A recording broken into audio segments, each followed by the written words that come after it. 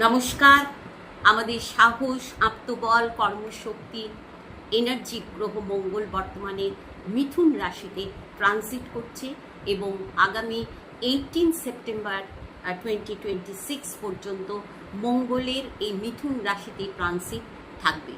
2 August 2026-এ মঙ্গল বৃষ থেকে মিথুন রাশিতে প্রবেশ করেছে এবং সেপ্টেম্বর 18 পর্যন্ত মঙ্গলের মিথুন রাশিতে ট্রানজিট থাকবে। বর্তমানে মঙ্গল মিথুন রাশির মৃগশিরা নক্ষত্র অর্থাৎ মঙ্গলেরই নক্ষত্র মৃগশিরা নক্ষত্রে বর্তমানে মঙ্গলের ট্রানজিট চলছে, কিন্তু আগামী 12 অগস্ট থেকে 2 সেপ্টেম্বর পর্যন্ত এই সময়টায় কিন্তু মঙ্গল মৃগশিরা নক্ষত্র থেকে আদ্রা নক্ষত্র রাহুর নক্ষত্রে প্রবেশ করবে এবং এই যে সময়টা 12 অগস্ট থেকে 2 সেপ্টেম্বর পর্যন্ত এই সময়টায় রাহুর নক্ষত্রে যখন মঙ্গলের ট্রানজিট চলবে, এই সময়টা কিন্তু বিশেষভাবে গুরুত্বপূর্ণ থাকবে, সাবধানতার সময়। কারণ এই সময়টা কিন্তু একটা সমস্যামূলক সময় হওয়ার সম্ভাবনা থাকবে অনেকের ক্ষেত্রে।